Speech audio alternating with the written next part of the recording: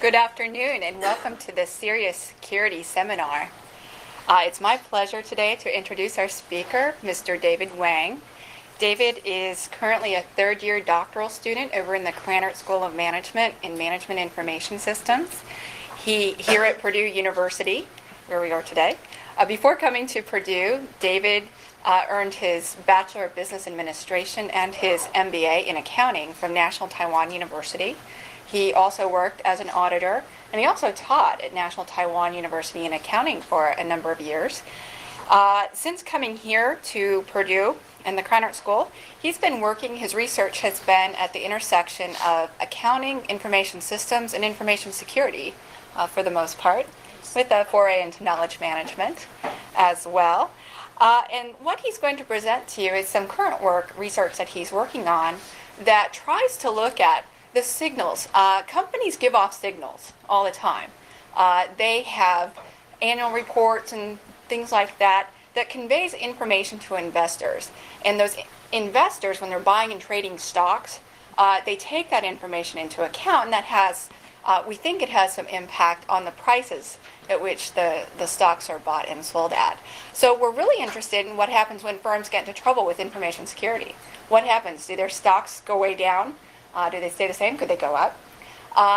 And David, in his research, has tried to look at that. And he's looked at this and the types of information signals companies provide using some pretty cool and innovative tools.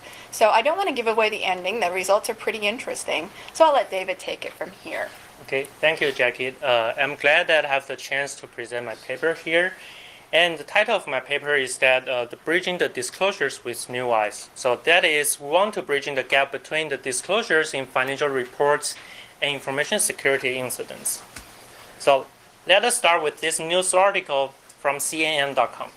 In year 2000, there was a series of denial of service attack, okay, and Amazon was one of the targets. Okay, as you can see that the denial of service attack tied Amazon's computer up and prevent almost all the customers from purchasing from Amazon.com. Okay, so based on this news, we asked the following question. Do companies try to tell their investors that the impact of information security incidents, for example, the virus attack or denial of service attack? And the answer is yes. We found out that companies try to release risk factors in their financial reports to their investors so their investors know that the possible impacts of these information security risk factors. Okay, and if the investors have already known these factors, it seems that the impacts of these incidents on the stock price of these companies should be smaller, since the investors have already known everything about the impacts and they have already discounted this kind of impacts. Okay, so in this paper, we're trying to answer the following research questions. The first one is that the disclosures of information security risk factors can mitigate the impact of information security incidents in terms of stock price reactions. And we also want to understand what are the elements within these disclosures that help investors understand the disclosures and understand the impacts and help them to formulate possible expectations about the firm's future performance. We're also interested in that do companies change their disclosure policy before and after experiencing information security incidents. So, in order to approach these research questions, we draw upon the theories in accounting and information security. Okay, the theories in accounting say that managers are willing to disclose a piece of information in their financial reports if that piece of information can help a firm increase their business value. That disclosure is positively correlated with stock prices. Okay, and in particular, Sohail 2006 found that the information security risk factors disclosed in financial reports are positively correlated with stock prices. So we argue that here we have the disclosures in financial reports, or in particular, the information security risk factors. These factors can help investors to form expectations about the future performance or to form expectations about the uncertainty about future cash flow, even after experiencing some kind of information security incidents, such as virus attacks, denial of services attacks, or just the hacker breaking into their computers. Okay, and this kind of expectation can help them to lower the stock price reactions. Okay, but how about the impact of information security incidents on stock prices? There are several studies have done this before, but they do not come up with a consensus. Some of them found that there's a negative impact. Some of them do not found such impact. Okay, so this study we try to bridge these two theories. We try to link these two theories together. The first one is that if the disclosures are positively correlated with stock prices, then what happens if the firm is experiencing some kind of information security incidents? So that is, if the disclosures can help investors understand the possible impacts of these incidents, so when the firm is actually experiencing this kind of incidents, the reaction of stock prices should be smaller. Okay, or the business value, the impact on business value should be smaller. But how can we approach this question? So in order to approach it, we have the four basic hypotheses. Okay, the first part of this hypothesis, we try to use a cross-sectional analysis to analyze that, and then we're going to use text mining to look into the disclosures or the contents of the disclosures.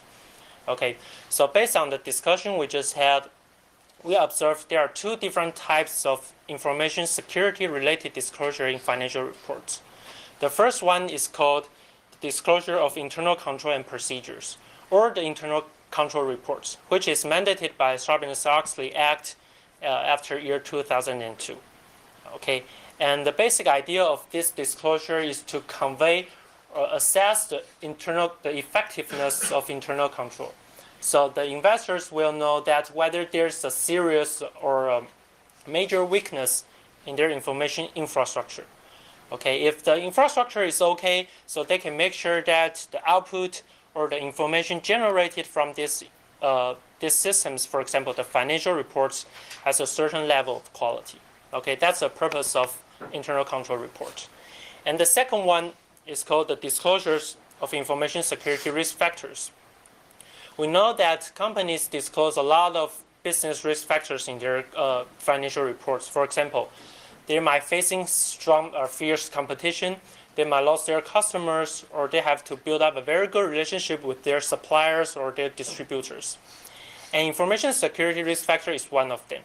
So this factor says that, for example, if they are facing some kind of virus attack, they might lose their confidential data and they might lose their customers. Okay, so the discussion is as follows. If we have these disclosures and these disclosures can help the investors adjust their expectations, so as the number of disclosures goes up, then we should expect that the impact of these incidents on stock prices should be smaller. Okay, that's the first hypothesis. But with this kind of expectation formulation, we have several issues that we haven't solved in this hypothesis one. So in the following hypothesis, we want to focus on the argument of expectation formulation. Okay, for example, here we have the virus attack disclosed in our financial reports. We say that if we are going to face virus attacks, we might lose our customer bases. And then after 1 year, the company really faces some kind of virus attacks. So this is a match between the disclosure and the incidents the company actually experiencing. So we want to understand, is it necessary to be the case that the disclosure are exactly the same with the incidents a company faces to have this kind of mitigation effect? Okay, so we want to understand that the information security risk factors disclosed actually happens. Okay, and this is our hypothesis too. That is, if the disclosures coincide with the incidents a company faces, whether as the number of information security risk factors increases, there's a mitigation effect. Okay, and also, again, we want to focus on this expectation formulation argument. We just look at that whether this matches, the disclosure matches the incident. But there's another argument about this kind of expectation formulation. That is, if a company is starting to disclose risk factors about viruses or denial of services starting from year 2002, and it just keep disclosing and disclosing all the way to year 2006. So this kind of information is just like a reminder, and we just repeat it talking about it, right? So in this case, there might not be new expectations because the investors have already known that back to year 2002. So here we try to distinguish the real disclosures with the acknowledgments. That is, whether this is real and new information released to the market, or this is just a reminder. Okay. So for hypothesis 3, we want to focus on if information security risk factors stated in the current year's report have been disclosed or have not been disclosed, and what's the mitigation impact. Okay. And the last hypothesis is that, as we just discussed, we want to get into the details of these disclosures. So we try to extract several key phrases through a content analysis. That is, we read through these risk factors and we try to come up with the key phrases that are the major factors disclosed in these factors. Okay, and we want to see that what are the major factors that can cause this mitigation effect. Okay, as a first step into our clustering analysis of the text mining part. Okay, questions so far? Okay, so in order to really approach our hypothesis, we take the following steps. First, we need to collect or identify the information security incidents, right? So we search 12 different keywords, such as virus, worm, computer breaking, or identity theft. Okay, we search for 12 different keywords from year 1996 to 2006. Okay, and we search these keywords on the major media, such as the Wall Street Journal, the Washington Post, USA Today, and also on CNET and ZDNet. Okay, by searching these keywords, we are able to identify the news that talking about the breach announcements. Okay, so after identifying these news, we should be able to get a list of the breached companies. Okay, and when we collect this data, we clean the data as the following. Of course, first, we must have a specific date. Okay, that is, for example, some news we read through, we found the following. Said that last year a company was attacked by virus twice. Okay, so in that case, we don't know exactly what happens in that case. So we're unable to identify the stock price reaction to that incident. Okay, so the effect must be clear and stated in a very clear way. Okay, and the second one is that we need to tease out all the confounding effects. That is, if there's an earnings announcement, a merge acquisition, or stock split, we know that there should be some kind of stock price reaction to those information, right? So in that case, we are not able to capture the stock price reaction specifically to our information security incidents. So in that case, we tease out all the confounding effects. Okay, and the third question is that we're not sure whether this effect is a prevailing effect or specifically limited to the breach company. So we get a list of the control group. That is, this control group, we do not encounter any breach announcement from the media. Okay, so as a control group, we are able to find out that whether this mitigation effect is specifically to the breach company. So how can we get this list of control group? We search on Yahoo Finance and we search on Hoover's database to get a list of competitors. Okay, and based on these competitors, we are able to match it to the breach companies. If we have several alternatives, we just pick the one with the similar market capitalization. Okay, so here we have our samples, and the next step is that we need to collect the disclosures in financial reports. And this is how it looks like. Okay, and this is the disclosure of financial reports in Amazon's annual report for year 2000. Okay, as you can see that this is from the control report.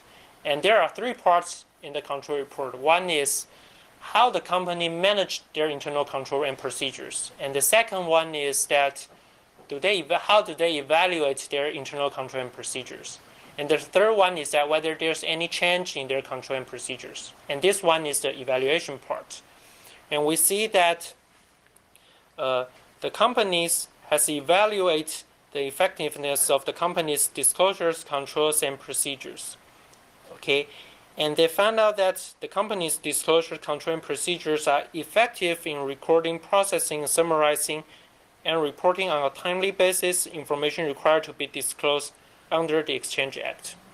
Okay, so we see that there's no major flaw in their internal control and procedures. So we can argue that maybe it's effective and there's no major weakness in their information infrastructure. Okay, another example is about the risk factors disclosed in their financial reports. And this one is also disclosed in Amazon's reports. And it says that, for example, they experience system interruptions and their computer and communication systems and operations could be damaged or interrupted by breaking, computer viruses, physical or electronic break-ins, and similar disruptions. And all these disruptions could cause system interruptions, delays, or losses of critical data and could prevent them from providing services and accepting fulfilling orders. Okay, and it could also damage their reputations. Okay, so based on this example, you know that if the companies disclose this kind of risk factors, the investors know that, okay, Amazon's system might encounter some kind of interruption, right?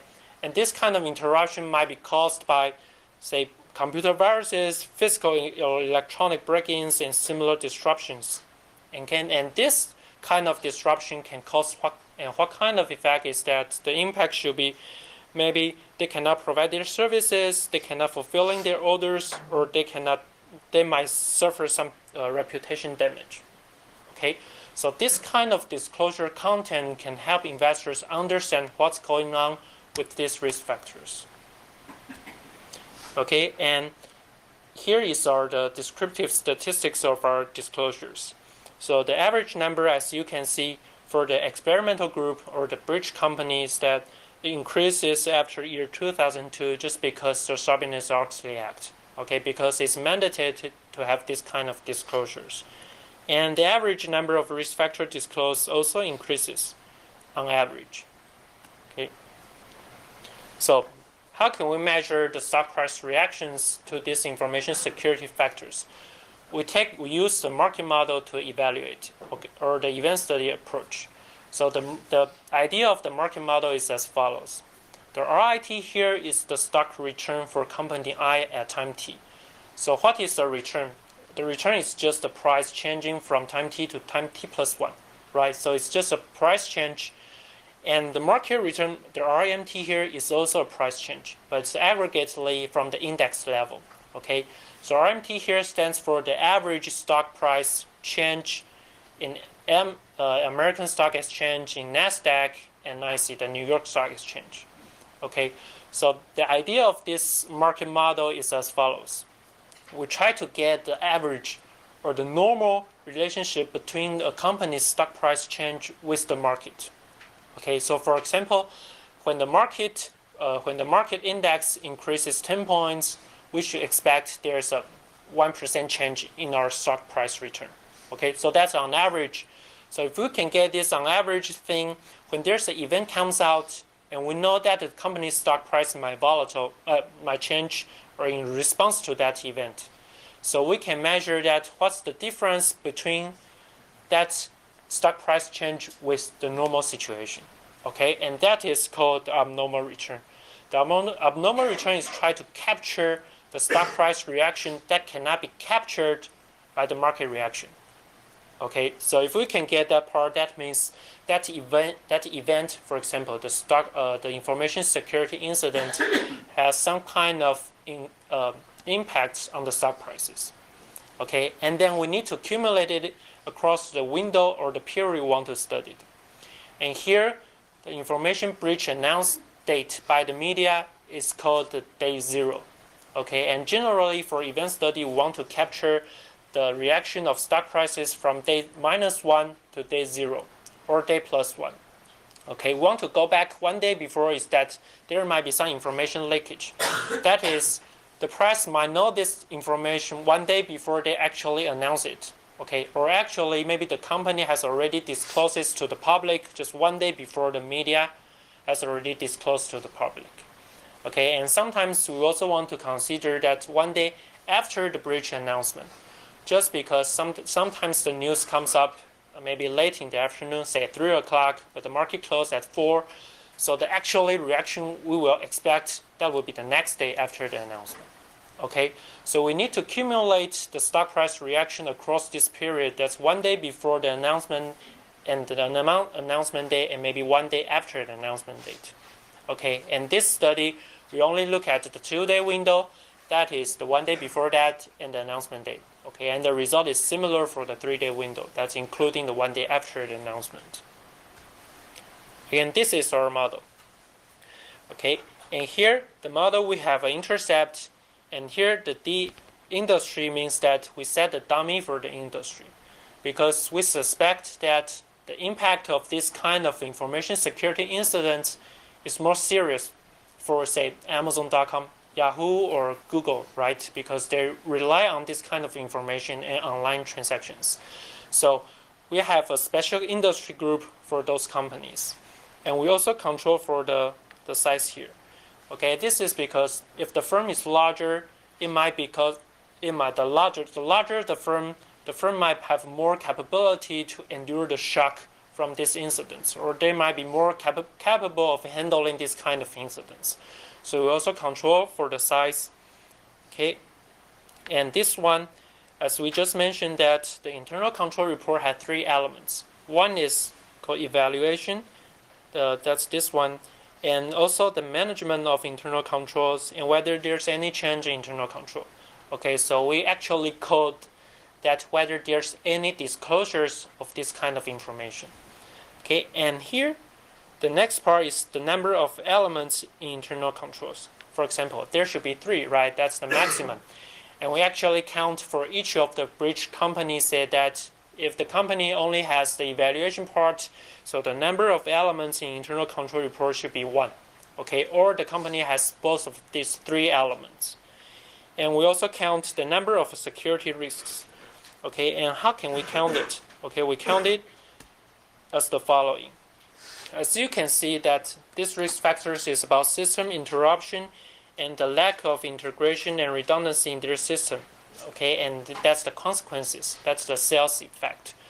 So we actually count this whole thing as 1 risk factor. Okay, so this is 1. That's the number of this information security risk factors disclosed, and this is 1. And if the companies has several, then we can just keep counting.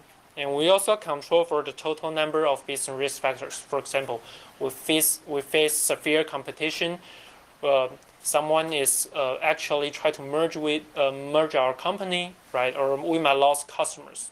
Okay, so as you can see that here, the internal control report elements are not significant, but the impact of this number of security risk factors are negatively correlated with the cumulative abnormal return.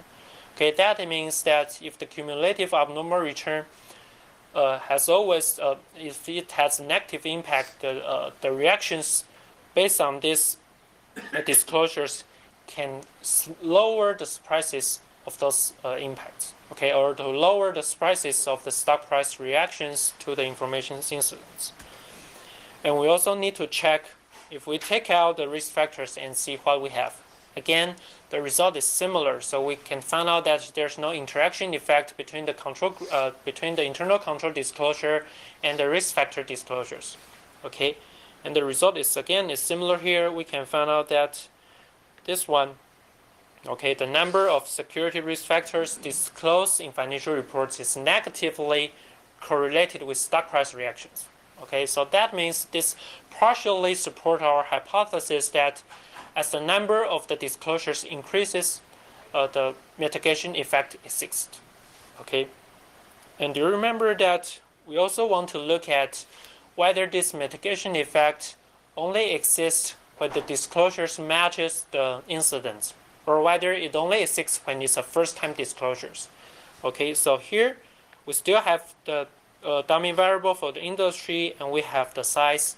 Okay, and here we actually count whether there's the number of matched security disclosures. For example, a company might disclose 3 different risk factors. The first one is about virus, the second one is about denial of service attacks, and the third one is about the losing of confidential data. Okay, so if the company actually faces a virus attack, so we count 1 here. Okay, that's the number of matched information security risk factors. Okay, and we also consider that the level of match, or the frequency of the match, the percentage of this match. That means in the case I just mentioned that we have 1 match but 2 unmatched. Okay, so this case we have a 33% match. Okay, for this variable. Okay, and we'll also look at whether this is first-time disclosed information or it's repeated disclosed information. As you can see that, again, this kind of risk factors can mitigate the impact or lower the surprises of these incidents. Okay, and if it's matched, okay, it still can lower the impact of these incidents, and the magnitude is even larger than this one. Okay, questions so far? Yes. How do you isolate the impact of the reaction with respect to a specific incident that happened? Do you have any special procedure that you isolated to say this was specifically due to that aspect of that? So you are asking how can we make sure that the stock price is specifically react to the incident? How do you isolate the effect on the stock price? You say abnormal reaction. How do you isolate the specific, that it is specifically due to that fact? Okay, so to the best of the things that we can do is that we try to tease out all possible confounding effect. Okay, for example, if there's an earnings announcement around that breach, we just get rid of that sample.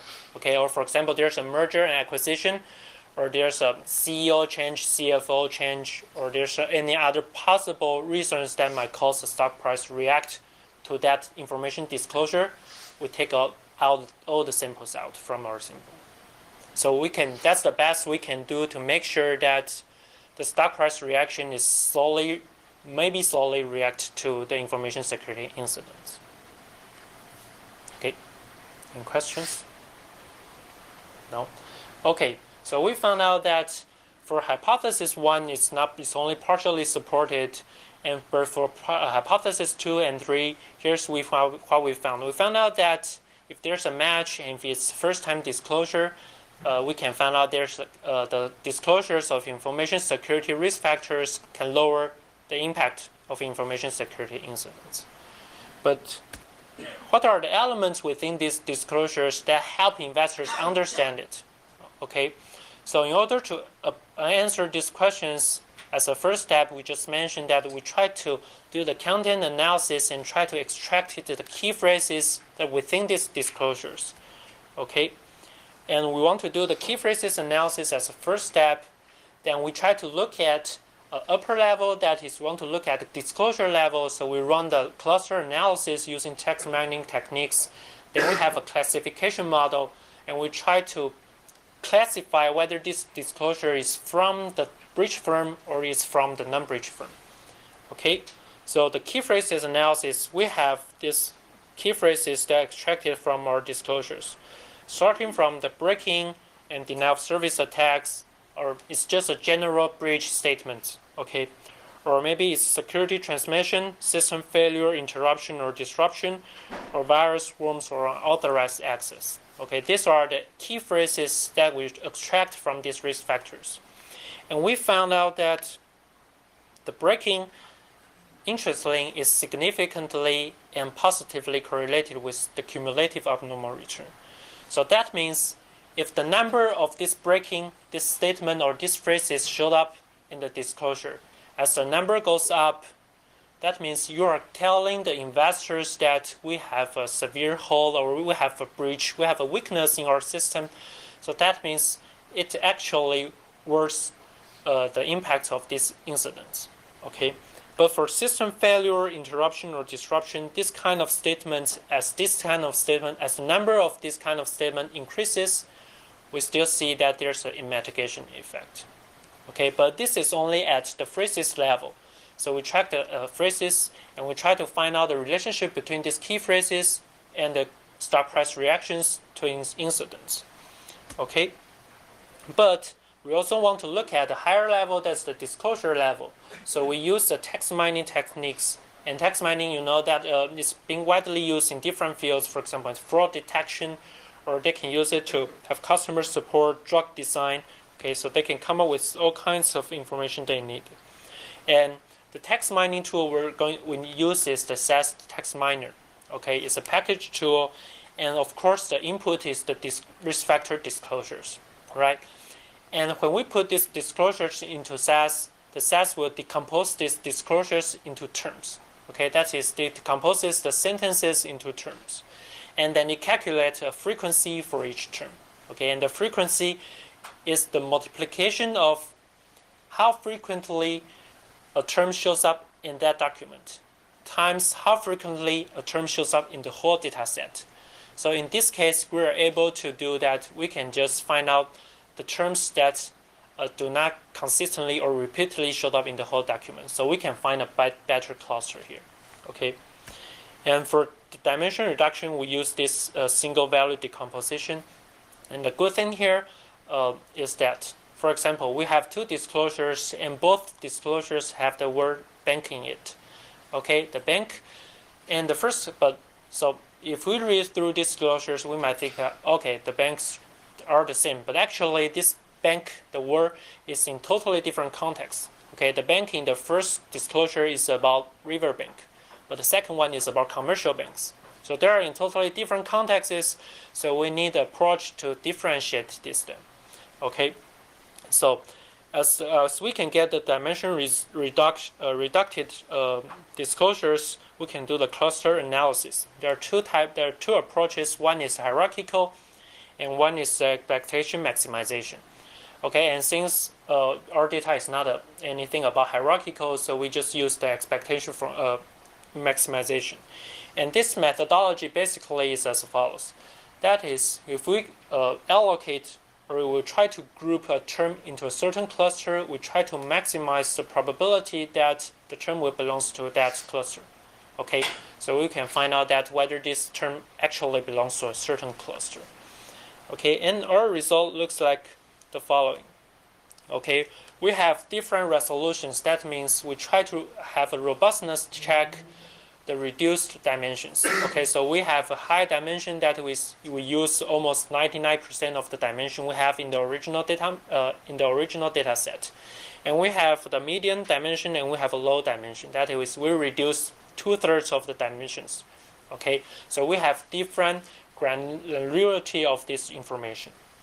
And as we can see that there's some negative impacts. The term, for example, the failure harm shows up in this disclosure, and we also have the subjects that might be affected. Okay, and this one is that we also do a trend analysis and see how these disclosures change across time, starting from 1996 or 1997. Okay, so we have the 2-year group starting from 1997 to 2006. Okay, and as you can see that we have this failure, server, harm, interruption. Okay, and the subject that might be affected, say reputation, customer, data, operating results. And interestingly, we do this approach for the bridge firm and the control firm. Okay, and for the control firm, there are more action terms. Okay, they talk about more about performance, they talk about more about the operating results, but not for these bridge firms. Okay, in order to explain what these terms in the cluster means, we have this conceptual link. Okay, this one, bridge, is a term that showed up in our cluster. Okay, and there are many other terms showed up in our cluster. For example, attack. When we see this concept link for attack, we see that the concept, concept attack always co-occurred with denial in the paragraphs. Okay, so this concept link helps us to understand what are the phrases that generally co-occurred with the term that showed up in our cluster. So we can have a better feeling about what are the sentences or what are the paragraphs are about. Okay, so for example here, the bridge here, it generally co-occur with delivering services or collecting payments, security breaches or fraudulent credit card transmission, or secure transmission. Okay, confidential information. So it seems that for the breach companies, when they talk about the term breach, this term also co-occurs with some kind of confidentiality type of incidents, right? So, but this is from the disclosures right before the incident. But what happens after the incidents? As you can see that the breach do not co-occur with other terms that frequently. So here the breach is, say, is about security breach, is about liability, is about security measures. So in this case, after the company experiences some kind of information security risks, we found out that the term breach is more like a general term. Okay, just talk about the breach instead of if it links to other confidentiality types stuff. So it seems that the breach companies try to provide more specific disclosures to the public after the incidents. Okay, but on the other hand, we do the same thing for the control group. We found out that for the control group, they are still doing that general statements and more diversified risk factors. Okay, so the next part is that how can we find if we try to classify the disclosures into the breach company and non-breach company? So we can have an idea what's the differences between these two, right? Here we already have the key phrases analysis. We know that some keywords might relate to the cumulative abnormal return, that is stock price reactions. And we also know that the companies change their disclosure policy to more specific risk factors after the incidents. Okay, so the next step is that what's the difference between the breach company and the controlled company? Okay, so we build a classification model. Okay, the classification model is built as follows. We take all the disclosures before the incidents. Okay, so we have the experiment group, the breach companies, and the control companies. And we use these disclosures to train the model. Okay, we use 80% of the data to train the model. That's 64 documents. And then we validate it and we test it. Okay, and the validation results show that the model can work accurately 75% of the time. Okay, that is three-fourths of the time the model can correctly predict or correctly classify a disclosure into the breach firm or non-breach firm. Okay, and based on this result, we use this model and apply this model to the disclosures after the incident and see what happens. And we see that the prediction or the accuracy rate dropped 68%. Okay, then we try to have a robustness test on this result. So we keep adding on the disclosures about different control companies. For example, we try to find out the disclosures for the companies with different sizes in different industries that have not been breached, and that's not in our sample. And we find out that this classification accuracy drops to 50%. Okay, so the idea is that the companies learn from these incidents and they responded to it. Okay, they disclose more specific risk factors to the public. Okay, and they also increases their level of disclosure. They will try to add more disclosures to their financial reports. And the classification result explains why the policy changes is different from the breach company to the non-breach company. Okay, the idea is follows. If I know that I'm the breach company, I know that I've been breached. So I try to be more specific to that breach point. For example, I have been attacked by viruses. So I try to explain more about the viruses, but at the same time, I try to add more disclosures just in case that I might be attacked in the future. So because in this case, the disclosure cost is lower than the benefit I can get. Because if in the future, I'm going to have this denial of service attack, the stock price reactions will be smaller, right, if I told the investors in advance. Okay, but this is not the case for the control group. So we also see that there's a shift of these incident types.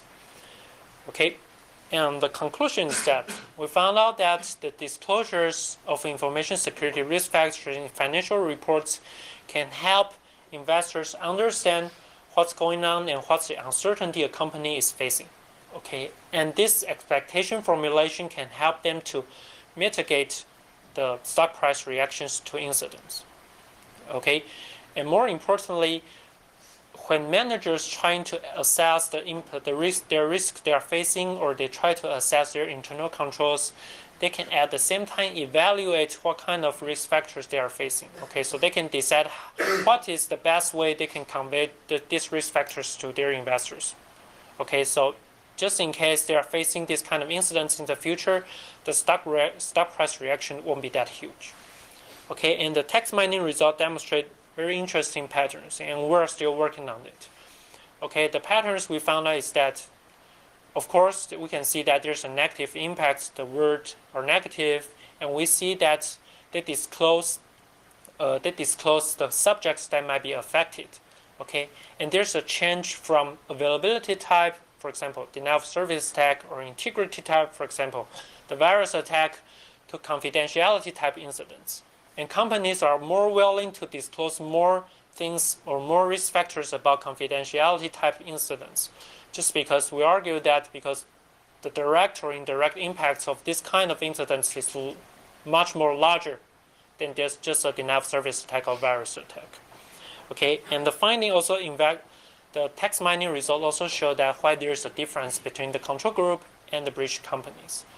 So the thing we are working on is that we try to dig further, and we want to understand what caused these kind of differences.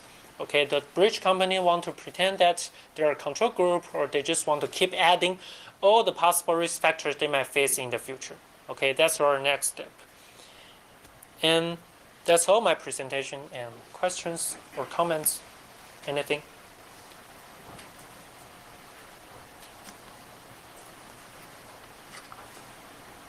Yes.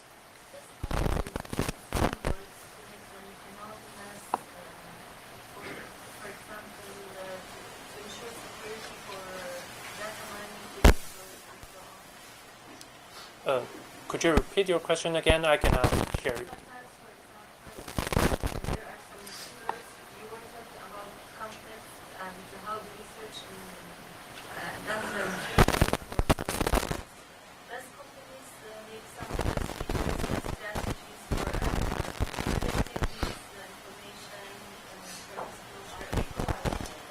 Yes.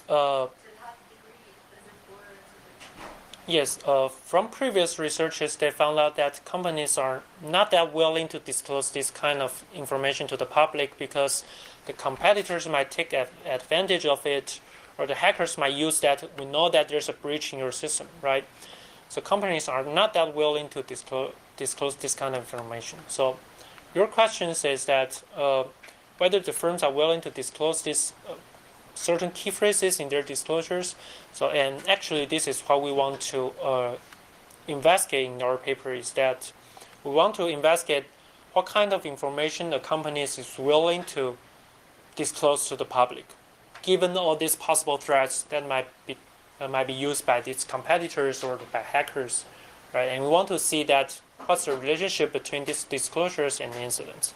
And also we'll try to find out that what are the benefit and cost trade-off that cause these disclosures to be announced to the public.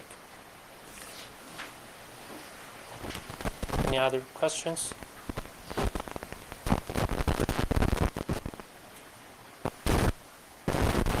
No? Okay, then thank you. If you have any questions, feel free to email me or just talk to me after the talk. Okay, thank you.